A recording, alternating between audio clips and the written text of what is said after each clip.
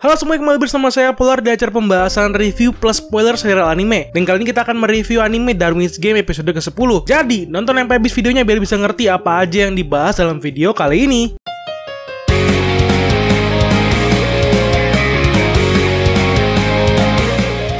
Ceritanya semakin menjadi-jadi ya, dikarenakan bagi kalian yang sudah nonton episode 10 akhirnya bisa melihat bahwa peperangan antara klan Egg dengan klan Sunset Raven milik Kaname sudah mulai dipertunjukkan. Dan jika kalian yang memperhatikan bahwa di episode lalu di mana si temannya Kaname yang sudah tertangkap oleh klan Egg itu masih bisa hidup, dan di sini bisa dibilang si teman Kaname ditangkap hanya untuk memancing Kaname agar datang menuju ke hadapan si Egg atau si Wang yang ngomongnya ya, untuk dapat bertarung secara langsung. Namun siapa disangka cara klan Egg untuk memancing Kaname keluar itu tidak lain dengan cara membuat video yang diupload ke internet. Dalam isi video itu sendiri kan sudah diketahui bahwa si teman Kaname ini yang lagi disiksa. Oleh karena itulah Kaname yang melihatnya langsung merasa bersalah dan cukup emosi. Bukan cukup lagi ya, Kaname udah mulai berasa mau gila gitu. Dan memang disinilah Kaname yang menyadari bahwa temannya yang tertangkap ada di tangan klan Egg. Meskipun banyak yang terlihat miss atau ada adegan yang cukup dipotong dan diganti, itu nanti akan gue bahas di sini. Jadi biar pada ngerti jalur ceritanya itu menurut sumber dari komik itu kayak gimana.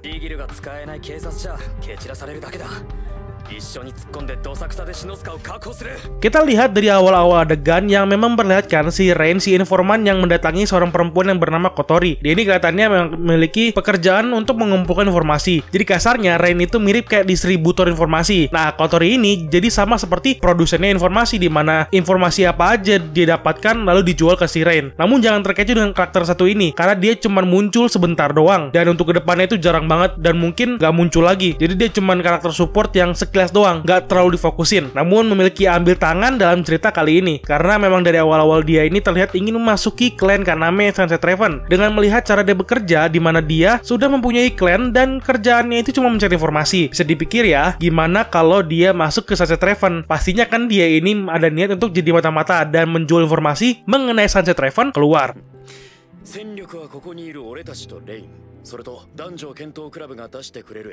Lalu setelah Rain bertemu dengan perempuan tadi, kita akhirnya bisa melihat rasa putus asa yang dirasakan oleh Kaname. Karena di sini sebenarnya tidak diperlihatkan hanya video mengenai si penyiksaan si teman Kaname ini. Jadi langsung saja diperlihatkan mengenai Kaname yang sudah marah-marah dan merasa stres ketika tahu bahwa temannya itu sudah tertangkap oleh klan Egg dan mulai ingin menghabisi Wang karena sudah bermain-main dengan orang terdekatnya Kaname. Di sini bisa dibilang awal dari perubahannya sikap Kaname itu seperti ini. Karena seperti yang kalian tahu bahwa Kaname itu hanya ingin menyelesaikan game ini tanpa adanya jatuh korban. Jadi ya harus memikirkan rencana seperti apa dan rupasnya seperti apa agar tidak ada yang mati. Namun disinilah kita dapat melihat sebuah trigger yang satu ini saja yang menjadi final trigger bagi Kaname untuk berubah lebih ganas, yang dari lembek naif menjadi seorang pemburu ganas.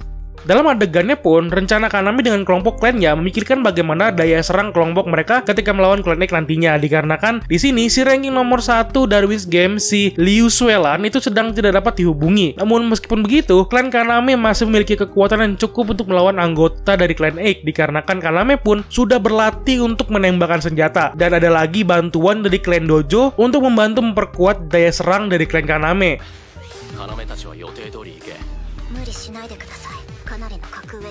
Ketika klan Kaname sudah mencapai ke tempat gudang persembunyian si klan Egg yang ada di depan pelabuhan, di situ ternyata sudah didatengin sama polisi. Kalau kalian sudah baca manganya, di sini harusnya ada polisi yang berbicara dengan Kaname atas tindakan yang akan dilakukan oleh klan Kaname. Namun karena di sini langsung saja diperlihatkan bahwa hanya ada polisi yang tiba-tiba datang ke tempat persembunyian klan Egg itu, pasti dari kalian ada yang bertanya-tanya, ini polisi kok bisa tahu letak klan Egg dan mereka ini ada apa sih sampai bisa bergerak menuju lokasi dan mereka itu tahu dari mana? Nah, di sini saya akan menjelaskan sedikit. Kalau kalian memperhatikan bahwa si Kaname dengan teman-temannya yang sedang membahas mengenai video yang memperlihatkan mengenai klan Egg yang sedang menyekap temannya di Kaname. Di sini si Ryuji sudah memperlihatkan bagaimana klan Kaname itu tahu letak di mana klan Egg berada. Ya jika dipikir pakai logikanya, klan Kaname saja udah tahu, apalagi polisi yang melihat video tersebut pastinya sudah akan menyerbu tempat gudangnya itu kan. Apalagi di sini sudah bisa terlihat bahwa mereka sudah mulai menggerbek gudangnya itu. Tapi apa mau dikata, sayang sekali di sini para polisi itu tidak mengerti bahwa orang yang dilawan oleh mereka itu adalah player dari Darwin's Game. Jadi mereka menyerbu tempat itu hanya untuk kehilangan nyawa. Apalagi si Wang yang langsung menghadapi para polisi ini.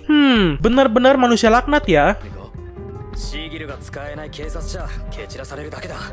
Nah, tanpa basa-basi, si Kaname yang memiliki rencana untuk membantu temannya itu untuk bisa bertahan lebih lama lagi sampai si Kaname itu tiba ke dalam gudangnya itu. Dia berusaha untuk menyuruh Suka untuk melempar HP miliknya ke dalam gudang tersebut untuk digunakan oleh temannya Kaname agar dapat bermain Darius Game. Hal ini memang digunakan untuk membantu teman Kaname itu untuk dapat mendapatkan sigil dan bisa kabur dari para anggota Clan A. Dapat terlihat memang teman si Kaname ini sudah langsung bisa membuka aplikasi Darius Game dan langsung bisa mendapatkan kekuatan untuk sigil. Tapi sayangnya, ya sangat disayangkan sekali bahwa teman Kaname tidak bisa dengan leluasa dengan dalam menggunakan sigilnya yang masih baru dan masih belum mengerti apa yang dimaksudkan oleh sigilnya itu kegunaannya seperti apa. Walau memang dia sudah bisa menggunakan kekuatannya tapi belum maksimal karena masih awal-awal kan. Jadi karena itulah ketika dia ketahuan bahwa dia sudah bisa menggunakan sigil, Wang yang tahu akan hal itu, ya kalian tahu lah sisanya ya. Teman Kaname itu akhirnya tewas. Dan menurut kalian para penonton episode ke-10 kali ini pasti ada merasakan kejanggalan yang ada pada ceritanya. Memang meskipun ini ceritanya akurat dengan apa yang ada pada komiknya. Kalian mungkin bertanya-tanya kemana Suka yang sudah hadir di atas gudang itu bukannya membantu temannya Kaname agar tidak dibunuh sama si Wang. Ya menurut gue jawabannya sih ada dua. Yang pertama itu Suka langsung tidak ada di tempat itu lagi dan menunggu untuk Kaname itu muncul. Di sini tidak dijelaskan secara jelas Suka itu kemana. Kalau ada teorinya, saya sendiri pun mikirnya Suka itu membiarkan temannya si Kaname itu meninggal aja dan hanya fokus ke Kaname saja. Itu sih kalau ngomong dinginnya ya, karena cukup lama si Kaname itu baru masuk dalam gudang. Atau teori yang kedua, Suka itu langsung pergi menghabisi anak buah Wang yang ada di sekitaran gudang. Jadi nggak fokus ke tempat temannya si Kaname. Itu sih teori gua, karena di manganya sendiri tidak begitu diceritakan dan langsung saja menuju ke tempat Kaname yang dipertemukan dengan Wang dan sudah bisa melihat kardus berisi potongan dari tubuhnya teman si Kaname.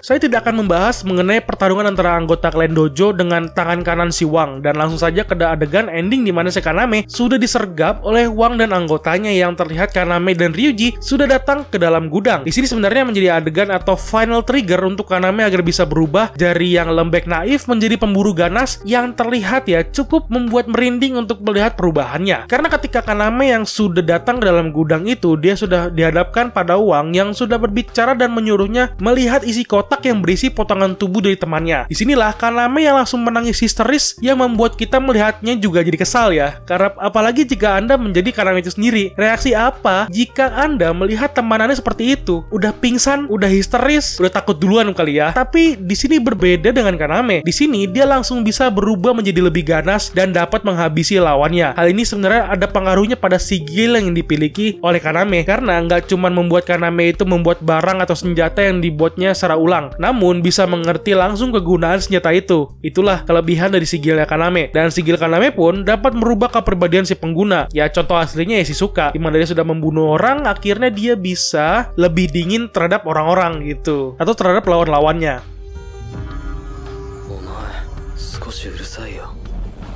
Nah, langsung masuk ke dalam cerita spoiler yang akan terjadi pada episode selanjutnya, di mana akan menjadi episode terakhir. Di sini bisa terlihat bahwa Kaname yang sudah membunuh anak buah Wang sudah mulai bisa melawan Wang secara langsung. Ya pastinya lah ya, karena Wang sendiri sudah merasa kaget atas tindakan Kaname yang tiba-tiba bisa menghabisi semua anak buahnya dengan mudah. Hal ini pun membuat Wang sendiri murka akan keadaan pasrah yang dirasakan olehnya. Tapi sayangnya anak buah Wang yang ada di dalam gudang itu sendiri kan sudah kebanyakan dihabisi oleh Kaname dan Ryuji. Nah, nantinya kita akan bisa melihat skill Kaname ketika bertarung yang sudah luar biasa hebatnya karena dia dapat mengerahkan semua kemampuan membunuh miliknya untuk bisa menghabisi lawan-lawan yang ada. Dengan begitu, dengan episode terakhirnya nanti atau yang episode 11 ini, kita nanti akan bisa melihat pertarungan satu lawan banyak ya, karena Wang sendiri sudah tidak diberikan kesempatan untuk bisa melawan karena ada Suka, Sui, dan Sota dan Ryuji yang selalu membantu ketika Kaname bertarung dengan si Wang.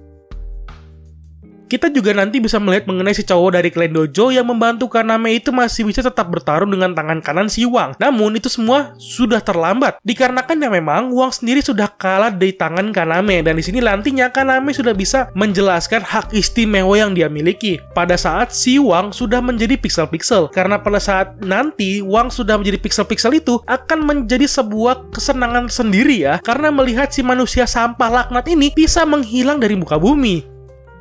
Ya, walau menjadi episode terakhir dari season 1 Darwis Game, nantinya kita akan bisa melihat lambang dengan anggota klan Kaname Sunset Raven yang sudah bisa menguasai wilayah Shibuya dan bisa menerapkan aturan dari Kaname kepada semua player yang ada. Oh iya, ngomong-ngomong, pada saat percakapan terakhir antara Wang dengan si Kaname itu menjadi sebuah hal yang sangat bikin merinding ya, karena si Kaname sendiri pada saat diberitahu oleh si Wang, itu dia itu ada gambar-gambar kalajengking udah kayak Tokyo Ghoul gitu ya di badan-badannya Kaname.